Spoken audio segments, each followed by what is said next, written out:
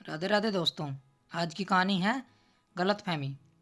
शाम के 4 बजे थे। अजय ऑफिस से थका हारा घर लौटा। दरवाजे पर नीति उसका पहले से ही इंतज़ार कर रही थी।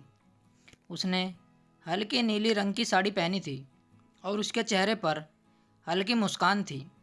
अजय को देखते ही उसने कहा, आ गए तुम? जल्दी से फ्रेश हो जाओ, हमें मम्मी पापा के यहाँ डिनर पर जाना है। अजय ने थकान भरे स्वर में कहा, डिनर? पर मैंने तुम्हें बताया था कि माँ की तबीयत ठीक नहीं है, उन्हें डॉक्टर के पास लेकर जाना पड़ेगा। शायद आज मैं डिनर के लिए नहीं जा पाऊँगा। यह सुनकर नीति का चेहरा उतर गया। उसने अपनी आवाज़ धीमी करते हुए कहा, तुम्हारी माँ की तबीयत हमेशा गलत वक्त पर ही क्यों खराब होती है? जब भी हमें कुछ प्लान करना होता है तुम्हें उनके लिए वक्त निकालना पड़ता है। कभी कभी मुझे लगता है कि तुम्हें सिर्फ अपनी मम्मी की परवाह है। मेरे मम्मी पापा की तो तुम्हारे लिए कोई अहमियत ही नहीं है। अजय ने उसे शांत करने की कोशिश की। ऐसा मत कहो नीति, ये तुम ठीक नहीं कह रही।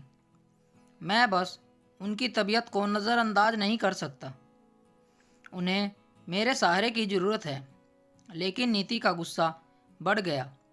उसने झुंझलाते हुए कहा, ठीक है, तुम अपनी माँ का ख्याल रखो, मैं खुद टैक्सी बुलाकर चली जाऊंगी।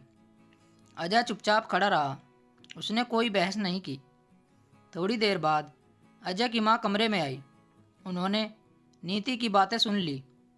उन्होंने नीति से कहा, बेटा तुम गुस्सा मत करो। अजय मुझे डॉक्टर के पास छोड़ देगा और फिर तुम्हें मायके छोड़ आएगा। मुझे कोई दिक्कत नहीं है। लेकिन नीति ने उनकी बातों को अनसुना कर दिया और टैक्सी बुलाकर चली गई। शाम का समय था। नीति अपने मायके से वापस लौट रही थी। टैक्सी में बैठी नीति अपने विचारों में डूबी हुई थी।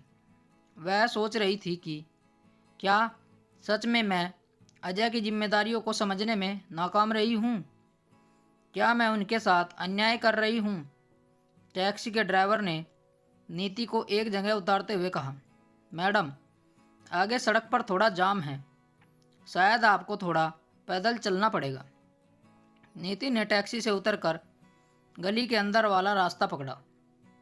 चलते चलते उसने देखा कि सड़क किनारे एक बूढ़ी औरत बैठी है। वह कमज़ोर और असहाय लग रही है। उसके पास एक छोटा बच्चा भी था जो शायद उसका पोता होगा। नीति ने रुककर पूछा, अम्मा आप यहाँ क्यों बैठी हो? क्या आपको किसी मदद की ज़रूरत है? बूढ़ी औरत ने धीरे से जवाब दिया, बेटी मेरा बेटा शहर में काम करता है और मैं गांव से आई हूँ, तो मेरे बेटे ने मुझे यहाँ अकेला छोड़ दिया। मेरी तबीयत भी ठीक नहीं है। यह सुनकर नीति का दिल पसीज गया। उसने पास की दुकान से पानी और कुछ खाने का सामान लाकर उस बूढ़ी औरत को दिया। बच्चे ने खाने को देखकर खुशी से हाथ हिलाया। नीति ने उससे कहा, आपके बेटे ने आपको ऐसे क्यों छोड़ दिया? क्या उसने आपकी देखभाल करने से मना कर दिया? महिला की आंखों में आंसू आ गए। उसने कहा, बेटी जब तक मैं काम करने के लायक थी मेरा बेटा मेरी बहुत कदर करता था, लेकिन अब मैं उसे बोझ लगने लगी। नीति ने यह सुना तो उसका मन भारी हो गया। उसने अपनी सास राधा जी की याद आ गई। वह सोचने लगी, अजय अपनी माँ के लिए कितना कुछ करता है और मैं उसे हमेशा गलत समझती रही। उसकी माँ के लिए चिंता वाजिब है। अगर अजय ऐसा न करे तो उसकी सास भी इस बूढ़ी महिला की तरह असहाय हो जाएगी। उस रात नेहा के घर लौटकर अपनी सास से माफ़ी मांगी। मैंने सोचा कि अजय सिर्फ आपकी परवाह करता है और मेरी अनदेखी करता है, लेकिन आज मुझे एहसास हुआ कि वह माँ का महत्व क्या होता है।